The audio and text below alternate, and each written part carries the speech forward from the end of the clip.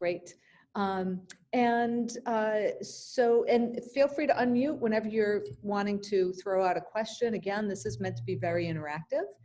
So I'll begin by introducing myself. I'm the Principal and Creative Director here at Communication via Design. Fortunately, I've had the opportunity to, and a lot of my team, to work with a lot of you folks, and there are some new faces too, so welcome, and good to see some of the old folks back. This is really wonderful. It really makes my day. And so those who are new to us, we've been working with amazing companies just like yours and organizations too, strategizing, building, and leveraging brands through print and digital solutions for 26 years. And we could have never imagined having to do this work through a time such as this. There was just no way to plan or prepare. And as a result, we've just learned an awful lot over these past months. We're still figuring things out together, and along with our valued clients. So that's how Creative Coffee Break came to be. We decided to take our internal conversation and open it up to others. And we want to create a really informal and a fun forum to explore strategies, tools, ask questions, and provide answers and share our knowledge and just share what we've learned on this journey so far. So thank you again for being with us today. I hope you can join some of our other sessions as well. Our goal is to have a fun, informative, interactive session. So we welcome your participation. So why don't we start with some introductions? So joining me for over these next 4 weeks is my expert team, who are well-versed in all aspects of strategy, branding, design, design and development, website design and development, digital marketing, and analytics. And that team encompasses Brian Sanders, Amy LeBeau, Gail Moraski, and Brittany Bethune. And as our valued partners, we are really fortunate to have Liz Page Associates with us. So Liz Page and Amanda Harless are here to represent Liz Page and Associates, and their session will be coming up in just a few more weeks. I've had the pleasure of having a long-time collaboration with all these folks and learning from each other, and the talent and the inspiration that they bring to each and every project is just a joy.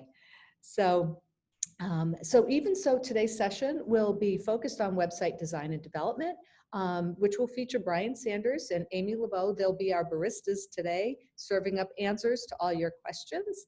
I'd like you to meet the entire team. So why don't we go around the C via D table and start with introductions, and then we want everyone to have a chance to introduce themselves so we get to know all of you as well. So why don't we start with Brian Sanders. Hi, everyone. For those of you who don't know me, I am the Interactive and Technology Director here at C-via-D. So my role typically involves everything from architecting and conceptualizing different digital solutions to building it out, to launching it, to supporting it, as well as being involved in sort of the strategic aspect of projects. Great. I'll go next. Hi, everyone. Amy LeBeau, Associate Art Director at C-via-D. And I work on everything from print and branding, websites, so collaborating with Brian, and strategy as well. So I touch a lot of different aspects of different types of projects depending on client needs. Great. Gail?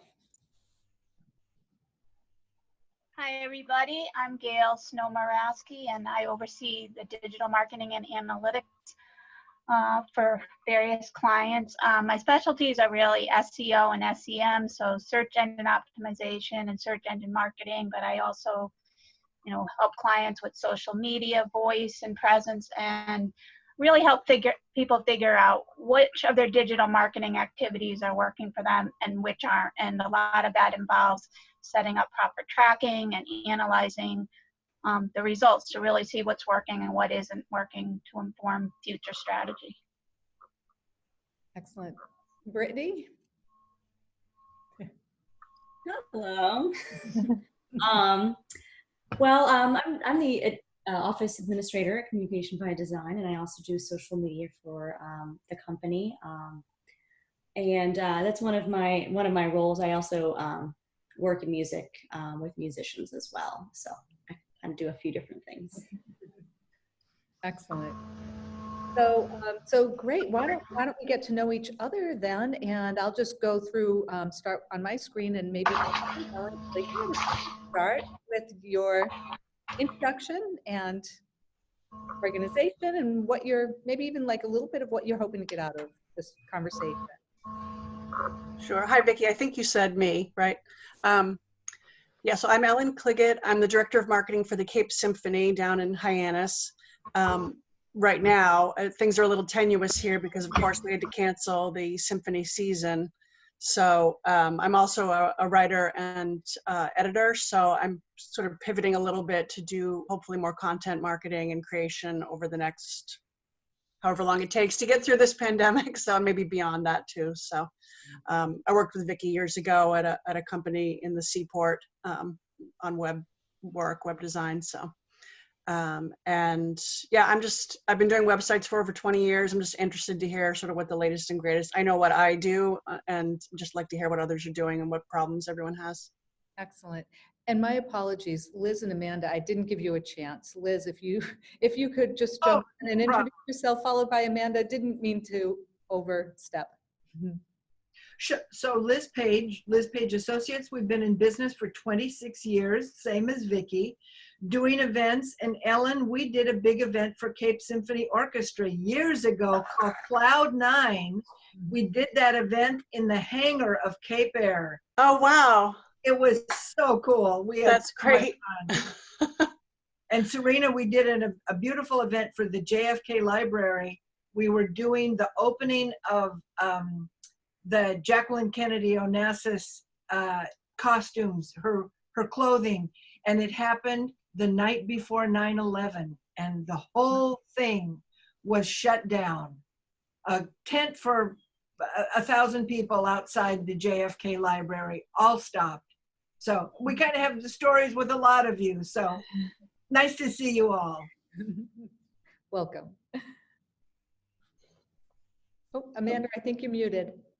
I should know how to use this technology by now. Hi, everyone. I'm Amanda Harless, executive producer with Liz Page Associates. And like Vicki said, we'll be presenting a session on virtual events in the 4th week of the series. So we're happy to be here to learn from the previous sessions and to learn from you. And we'll be eager to receive your questions leading up to our session. So please be sure to keep sending those to Vicki. Please do. Please, everyone, feel free to start populating questions in the chat box now. Otherwise, we can do a shout out after. Might be helpful to just get a few going.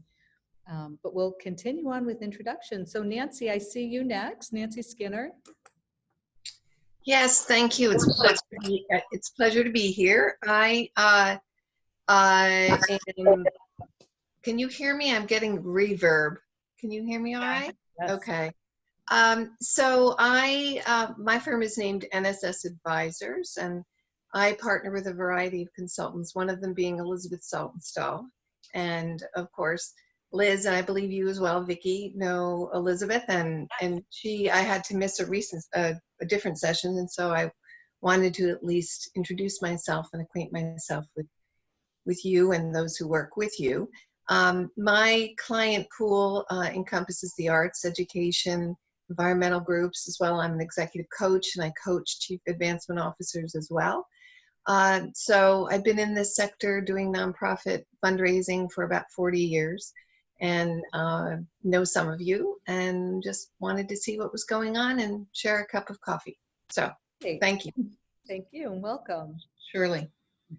Serena.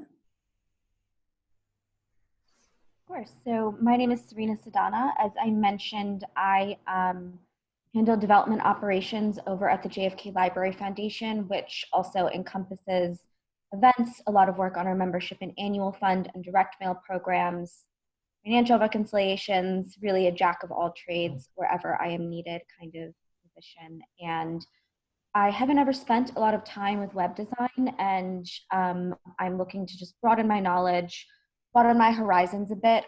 This is just an area I've never really dabbled in all too much. And of course, in a digital world, being able to market yourself market your organization and drive people to your digital giving pages is more important than ever. So we are looking to invest a bit there. So I want to learn more. And I know Vicky and Amy. Actually, I worked with both of them in the past. CVID worked on we did our collateral suite last year with Speaker Nancy Pelosi, and my printer just a couple months ago shared with me that he takes a copy of the program from last year to every single site visit. He does, and it's his most commented on piece. So kudos to you. It was just lovely to work with you, and I'm looking forward to interacting with some new and different people over the next 3 or 4 sessions. Great, thank you. Kelly, it's good to see you. Hi, yes, so I apologize. Oops. I think you froze a little bit there. So it's nice to be on and see everybody, and I was trying to figure that out when some of the folks were talking, but I actually went to the JFK library when Jacqueline Onassis's outfits were displayed, and it was so lovely. I think I actually went a couple times back then. But in any event, I've worked with Vicki for many years ago on a rebranding strategy with at the time it was a nationwide company, but it's gone international since. And we had a lovely working relationship together. I'm now with a local nonprofit in Westerly. And so we're looking to rebrand, create a new website. We're going through the process of trying to figure out exactly what we need, what we're doing, and as a nonprofit, where we find that funding. But I'm so interested to see what everybody else has to say about, their challenges and successes as well. Great. Thank you. Yes. Glad you could join. Thank you. I see Meg Hoffman next. Hi, good afternoon. My name is Meg Hoffman Calleja. I am Director of Development at the Massachusetts Housing and Shelter Alliance. I know Liz and Amanda and actually CVID from an earlier job I had working at Bay Cove in the development office there. So I'm still in the fundraising world. We are a small shop with just 2 of us doing pretty much everything.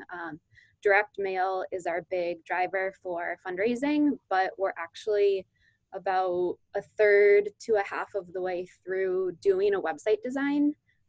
So I'm just here to kind of listen and try to pick up a couple other nuggets that we might be able to implement while we're working on ours. Excellent. Excellent. Great. Well, welcome. Thank you. And Liz, Liz Najjar. We see your name, but I'm not sure if okay.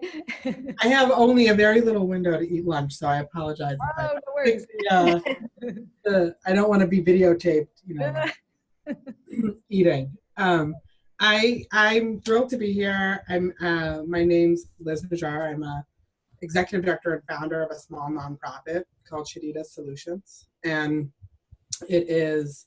And Vicki helped me as I started to launch, really think about how you build out a nonprofit.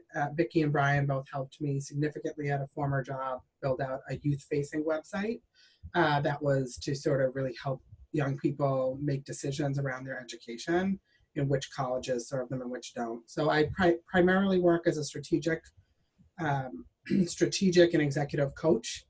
And I facilitate team retreats for nonprofits and schools in Boston, New Hampshire, Baltimore, California. So a little bit all over the place, and I'm thrilled to sort of, marketing is not my strength, and looking forward to try to learn from the sessions I am able to come to. So I'm excited. Excellent. Wonderful. Thank you. And I see the name Kay Grocke, and I'm not familiar. Is that person with us? We don't see you.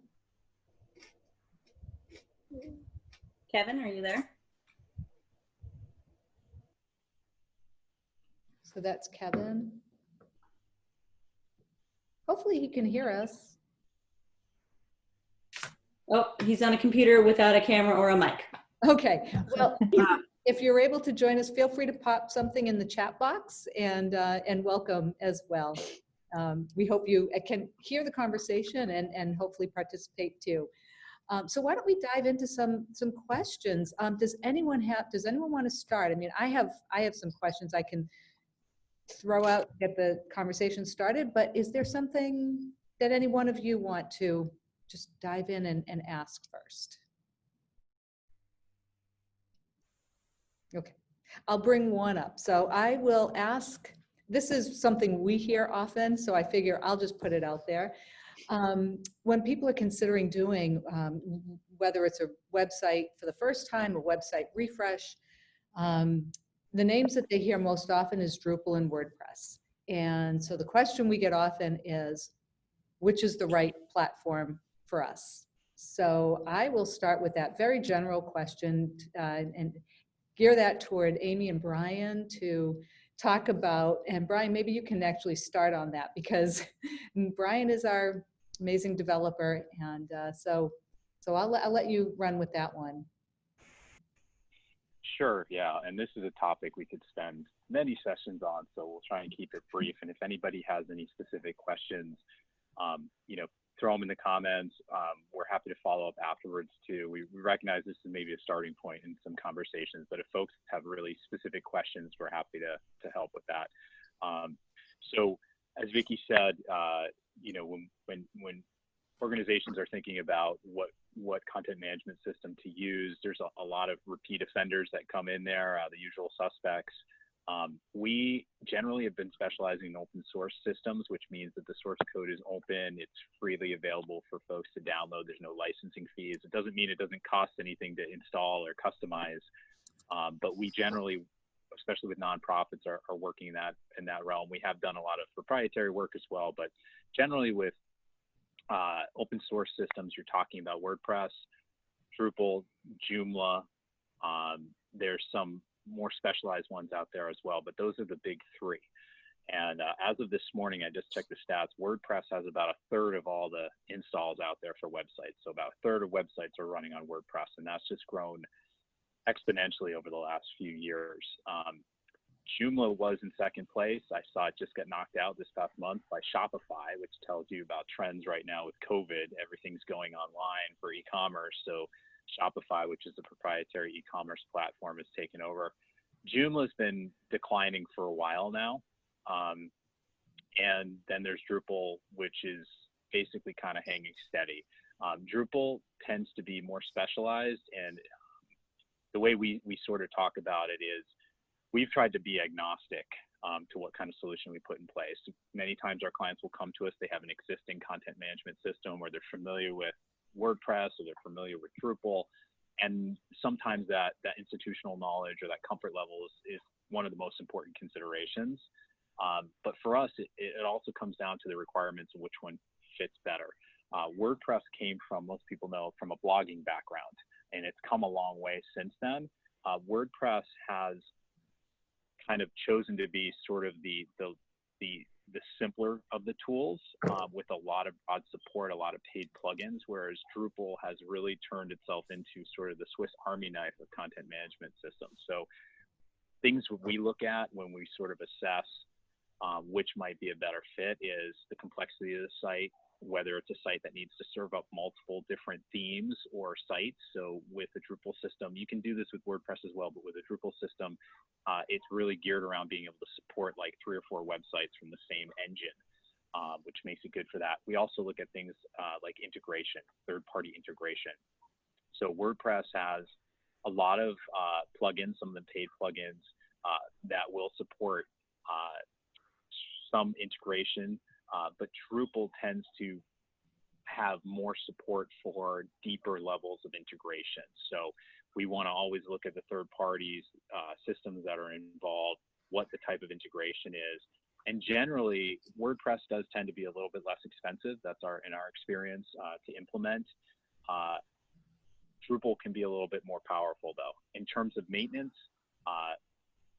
WordPress it's kind of famous for its click and update button, which is wonderful when it works. When it doesn't, it's not so wonderful. We always recommend having a developer involved to oversee those, any updates that you have on either platform. And as it turns out, they wind up having updates, critical updates, security updates, non-security updates about as frequently. From a security standpoint, we always recommend that any of those CMSs be hardened, because out of the box, they can sometimes have vulnerabilities. And WordPress tends to be a little better and historically has been a little bit more secure than, Drupal has been a little bit more secure than WordPress. But at this point in time, you know, as long as you have a hardened system and you're applying those updates, you're generally in a pretty good place with either of those. So one of the things that I didn't touch upon, which if folks are curious, we can get into, is update schedules. Drupal has a big update coming up over the next Drupal 7 and 8 to Drupal 9, which is going to affect a lot of folks who are running now, a lot of organizations. And if anyone's curious, we can talk about that a little bit. Great. Thanks, Brian. So I have another question. This is also very relevant to what's happening right now. And that is, there are more eyes on websites now. We're all spending a lot more time in front of our computers. We're conducting our business and everything else right online. So websites are really important. And for nonprofits in particular, what we're hearing is, okay, how do we best leverage people coming to our site? How can we take this existing traffic and the assets that we already have in place? And people aren't spending money on really big redos. I mean, it's a little fewer and far between. So how do we make the most of what we have? And engagement is clearly still important. We can't stop the mission of reaching out to constituents. And so how do we keep that effort going? So how can a website do this? And so let's maybe pose that to both Brian and Amy, because there is a visual component and there's certainly a development component. I can start this one, Brian, if that's cool with you. I think first off is having content that's relevant to your readers. So timely content, so keeping that updated if you have blogs or news, and making sure that that is there for folks to see. That will drive them to your site. How are you promoting that? Is it through social media, so that you're able to then drive people to your site through social media as well, LinkedIn, that sort of thing. And then I think it's not really a visual perspective, but is the content organized in a way that makes it easy for users to find what they're coming to do and what you want them to do? So that's without having to do a overhaul of the whole site. You can really look at the structure and the navigation of your site. If you were to give someone a task on, let's say it's how to get in touch or find the location of your organization, or whatever it might be, find out when the next webinar is, are people able to find that very easily? And you can quickly test for that just through some quick online tools, or you can ask yourself or other folks in the office, can you find this information quickly? And that will really keep your website of value for your users. And those are great points, Amy.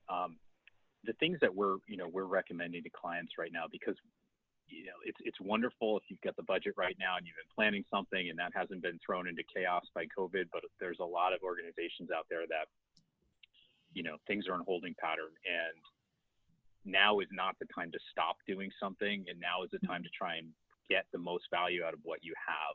And so what we've been recommending clients do is, first of all, go to your metrics, go to your Google Analytics or whatever you're using for a stats program, and look at your top performing pages. Generally, they're usually going to be your home page and then one or two other pages.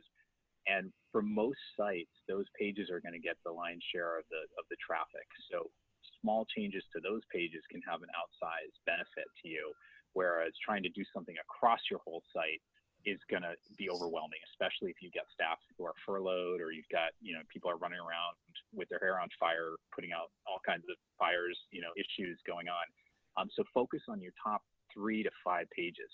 and really try and improve those in the way that Amy talked about, but also see what you can do. If you can't do a whole redesign, focus on whether you can update the content, maybe drop an interactive block in there, something that's going to make that kind of improvement. We see this a lot in the homepage where small changes can have big effects on things like bounce rates, which is the percentage of people that look at that page and then leave and never, don't come back. Click-through rates, time on site. One of the areas that we've been focused on with clients, a few clients in particular who have real, if you were to sort of graph their activity on their website, they would have what we call the long tail. Oh my goodness. Hopefully you guys can still hear me. We can hear you. We can hear you. Yeah. Okay, now I'm reconnected. They have the long tail, which means that a lot of their pages, a few of the pages on the site are accounting for almost all the activity, and then it falls off from there. So if you can engage even a slight, 1 or 2% of additional users on that page, that can be a real boost to your revenue numbers, to your conversion rates. So, for example, if you have a page, and we have some clients who have this, it's like a secondary page on their site, but for some reason it does very well in search engines, it generates a lot of traffic, but there's sort of information on there and then folks just drop off. Why not embed some sort of ask or call to action at the bottom of that page? Tighten up the content as much as you can, keep it concise, but put some sort of direct call to action right there, because during the time of COVID, you have to be direct. Yeah, and I know a lot of organizations, they're trying to strike a balance. They don't want to be too pushy. They don't want to seem like they're just sort of trying to get the donations as quickly as possible. But, you are trying to capture their attention. And if those folks are just leaving right now, now's a great time to put something, drop a block on there, drop some kind of compelling pitch, and try and motivate those users, capture some of that. And in that way, you can oftentimes move the needle with very little bit of effort. Great, thanks, Brian. Gail actually brings up a good point. So this gets into Gail's specialty area. She adds the special sauce, and she is also suggesting Google Analytics. Gail, do you want to talk a little bit more about that? Sure. So I assume most people have a Google Analytics account. But if you don't, we're glad to help you set one up. It's really, really important to have a Google Analytics account. If you don't have one, you're missing out on so much rich, helpful data. It really will help you inform what to do with your website, as well as to inform what to do with your marketing as a whole. I mean, it really informs your overall marketing strategy. But as Brian mentioned, things have changed a lot over the last 5 or 10 years. It used to be that most people would enter your website via your homepage. That was the most visited page of your site. But that is no longer the case, because often people will, one of your most visited pages might be a blog page or another page of your site that you've been promoting via social media. With the ability to use Google to search on various topics, there's so many pages of your site that might come up in search engine results beyond your homepage. Really do want to identify what are the top 2 or 3 pages of your site that people are most entering your site on, and that's information you can get from a Google Analytics account. It's good to set up what they call a Google Search Console account in conjunction with your Google Analytics account, because then you can really see what search terms are your site being is your site being presented for, which pages of your site is Google presenting your site most for, and then just where are people landing on your site or entering your site, because that's where you're going to want to add some of these call to actions that Amy and Brian were talking about, like call outs that really remind people to take action on your site, or just let them know that certain functionality or interactive tools are available. Great. Just a comment, one more comment, Vicki, about the ask, because I know this is an area that people are sort of playing with. Prior to COVID, it was considered generally kind of poor form to do a full page light box ask, where you have something that pops up and completely covers the screen, and that does increase your bounce rate. Since COVID, we've been seeing a lot more of that. I think it's going to start trending away from that again, because that's so disruptive. But you certainly should consider getting an ask that's permanently placed on your screen, especially for mobile devices. So if your organization has an existing website, you're not in a place to redesign it. At least see if you can get on the mobile app something that appears down the bottom or at the top that's in a fixed panel with an ask, whether it's donation or sign up or something like that. It doesn't have to be as obtrusive as covering the whole screen, but do consider putting that in there. And oftentimes that's not a significant investment to do that, and you can capture a greater percentage of users. And I think people are a little bit more open to that right now because they recognize that COVID has affected a lot of organizations. And I think there's concern out there. People recognize that, if you're a performing arts venue or something like that, if they don't support it, it may not be here when this whole thing finally passes. And nobody wants that. So I think you do have that opportunity and a little bit of leeway now from folks to do something like that. Thank you. So I'm curious if anyone here has any specific questions about anything about your website that you feel could be better leveraged. Do you have a question about, Liz? Vicki, I do have a question. I'm afraid of the answer, but tell me, how important have blogs turned out to be?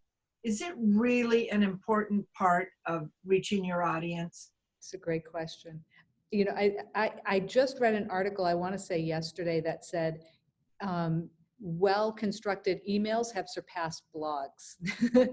That people are spending less time on blogs and paying attention to really well-written emails, and they're responding more favorably to those. There may be other evidence out there. I'd be curious to hear if anyone has seen or Yeah, I mean, I'd speak to that, Vicki. This is Ellen.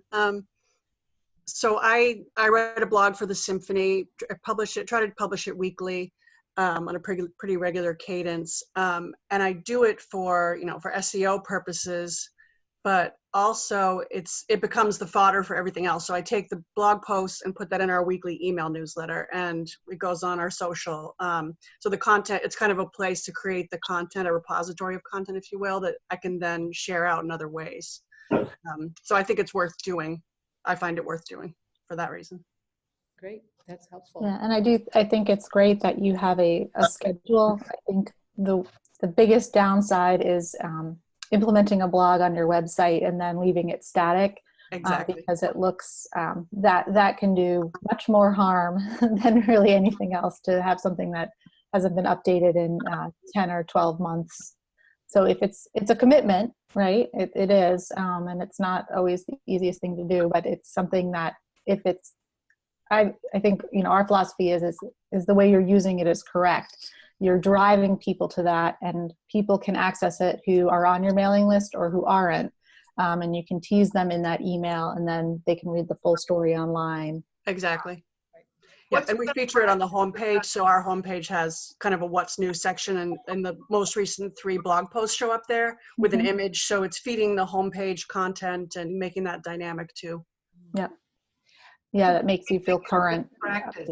Yeah. Once a week, best practice? I would say that's great. That's great.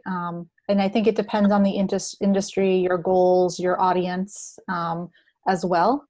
And I think one other downside is if you set this once a week goal for your organization, but then you're writing content that is just fluff because you're trying to continue to populate it, people will see through that as well.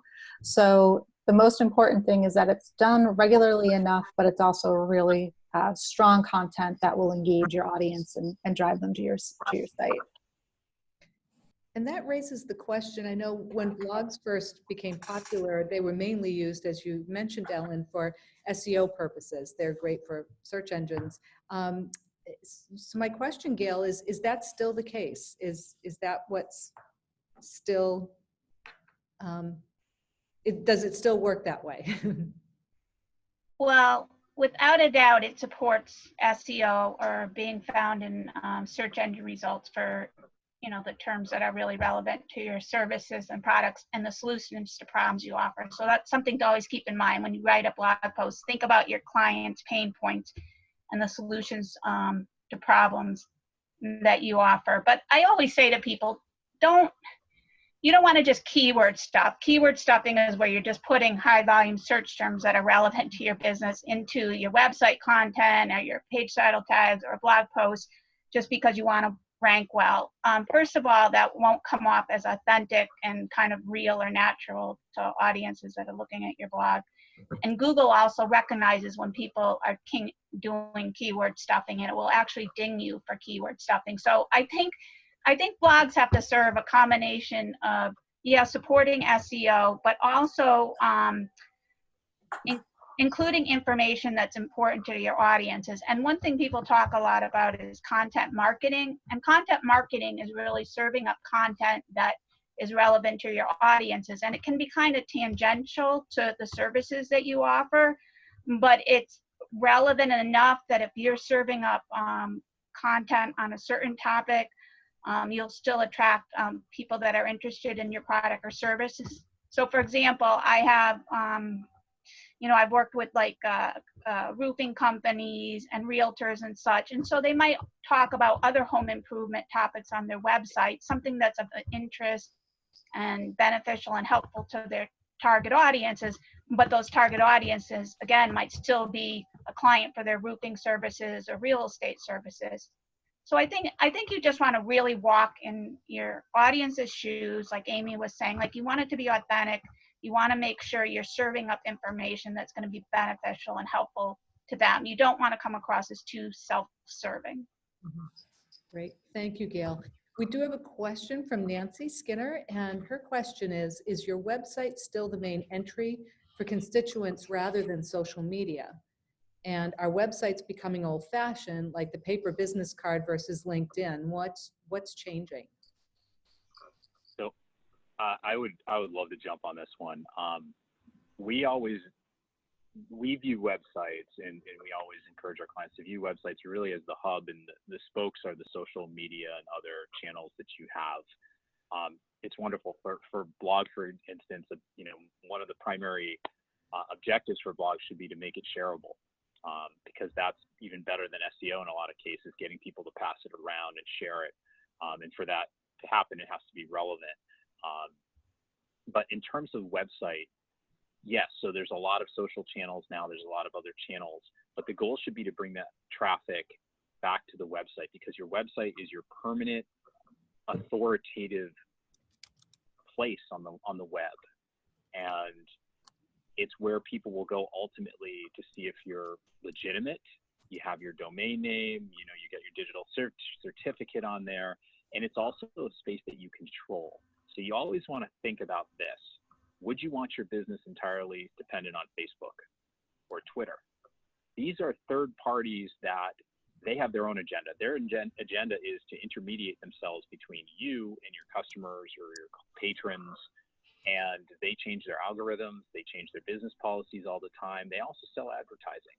So they'll just as happily send your traffic to somewhere else if it makes them some money. So they can be great tools, but just be careful that you always remember who you're dealing with and what their motive is, because as we've seen many times in the past, we've seen it with Google, Facebook, all of these services, it can change overnight. All of a sudden your website drops. And or your traffic drops, your ads aren't showing, or whatever happens, and now you've got to scramble and try and figure out how to communicate with people. So your website is the area where you have the most control. It is the standard part of the web, and frankly, we're all served by maintaining that structure. If we hand it all off to these benevolent third parties, it's going to be a pretty ugly world, especially for nonprofits and for smaller organizations to exist. It's also like Facebook and Twitter in particular, they're based on the feed method, right? So really relevant things are at the top, and then it's really hard to scroll. I've done this. Oh, I think I saw on someone's Facebook, someone posted about this funny video I want to go watch again, and then I go to their page and try and scroll and find it, and I can't, right? So as a tool for providing information that's easily findable, that's not the goal. It's really to provide, it's very current, up-to-date snippets rather than an overarching kind of 43,000 feet view. Can I ask just a quick question? I know I'm not sending it through the Snap or chat, but because I was just talking to Vicki and Brian and Amy about our website redesign, how much information do you actually put on there? I mean, our website, our current website looks like a mess. It's just, it has so much stuff. So do you put it all there? Do you put more of it on social media? Like, how do you kind of handle that breakdown of, you want to get all of this out there, but maybe the website. That's a great question. I know Amy has strong feelings on this, Gail probably too, but we've been, we talk to clients about how things have changed. And one of the trends has been, so many years ago, it was like a self-service model, right? You just throw everything up on the website. You let people dig around and find their stuff. And in those days, time on site was a lot longer. There were just fewer websites. There was less information out there. The average attention span and time on site has dropped precipitously over the years. Right. You really have very little time. So in general, no, you don't want everything on the website.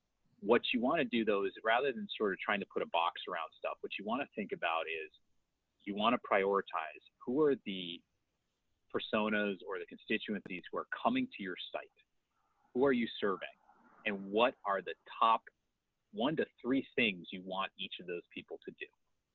And they should be able to do that as quickly as possible with as fewest number of clicks as possible.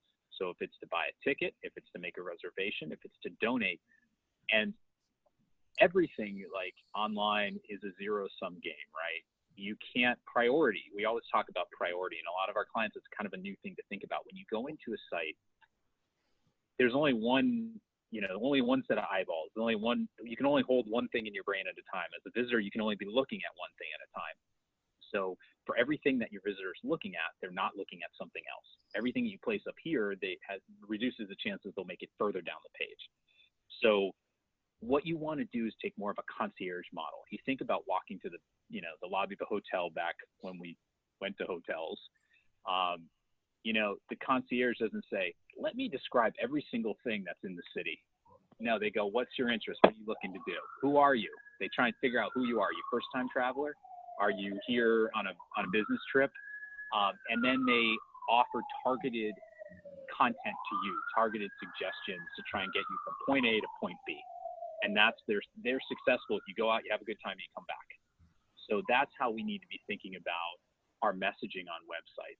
And I know that's always a challenge when you have organizations that have different department heads and people spend a lot of time writing that. They got to get it up there. It's not about the internal stakeholders. It's really about the external stakeholders who are coming in, or, in the cases of an employee website, obviously that's important for them, but it's they're coming in and are they able to do what they need to do? And what percentage of them are you losing along the way? I have two follow-ups. Those are great points. And I noticed Nancy also has another question that I want to make sure we have time for.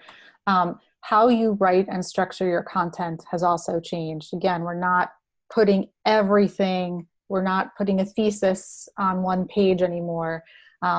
Making sure that there are headlines, subheads, and pull quotes. I really like to look at news articles when I'm talking to clients about how we are going to make this usable for readers, because what news articles do online is they have headlines, subhead, pull quotes.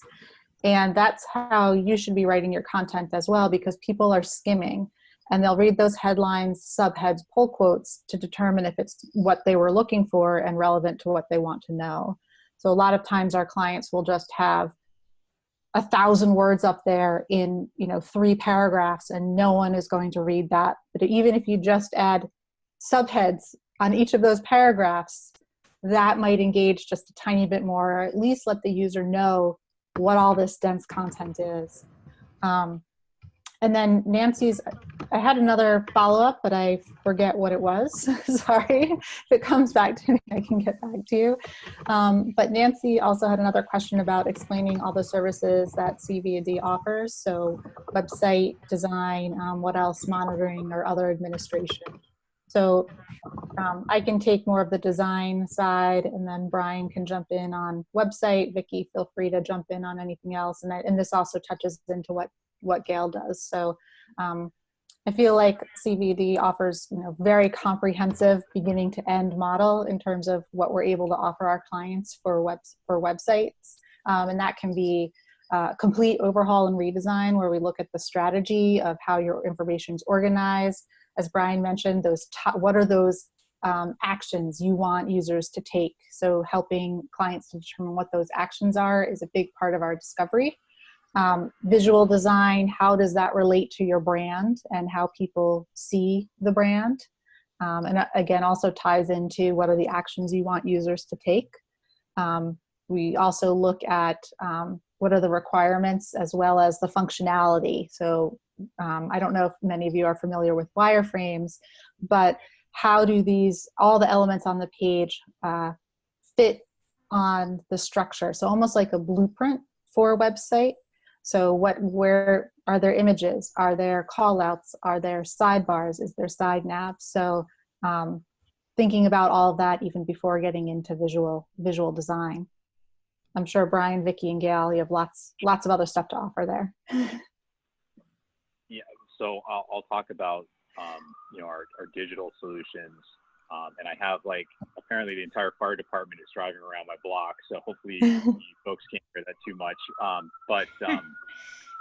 Yeah, we always are thinking about building a website or building an app, but really it starts at conceptualizing, just understanding what the needs are of the organization vis-a-vis the marketplace. What are your competitors doing? How do you need to place yourself? Not just to be here in 2020, but 2021, 2022, as well as from a business standpoint, this technology, it's an asset, and it's a very expensive asset in a lot of cases. It's something that has to be maintained and updated. So what platform is going to serve you going out? What does the future look like? Trying to think strategically about that and who's going to be using it and all of that stuff. So a big part of my job and what CVID provides is thinking about that strategically and trying to figure out both business strategy and also the technology and the interactive strategy. And then in terms of the solutions we offer, we do a range of different types of websites, content management systems. We've done a ton of integration, a lot of integrations with CRM systems, so patron systems, donation systems, that sort of thing. We've also done a lot of apps as well. And basically anything that you can code or implement and customize, we've done in some shape or form over the years. Oh, and we also provide maintenance as well for a lot of our clients. So we provide ongoing updates to these systems, upgrades. We will do, tweaks need to be made, things need to be updated. We'll do that as well. Great.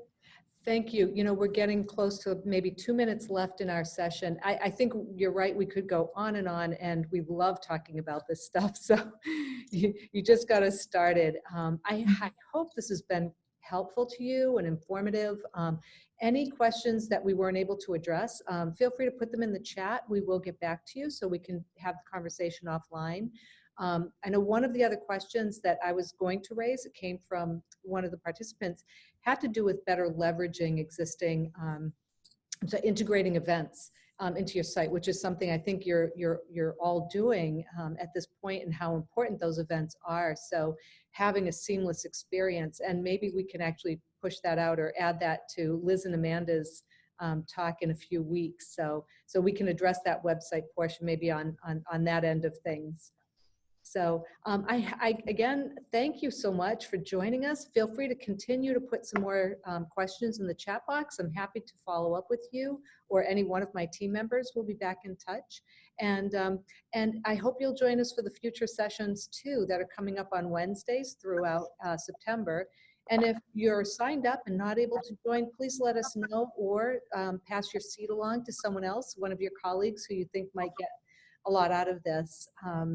But from what we've seen so far, we've got a really good response, and I think the others are actually quite full as well. So they might sell out. We don't know, but I would just say we hope so, and we hope to see you all back, and we'll continue the conversation.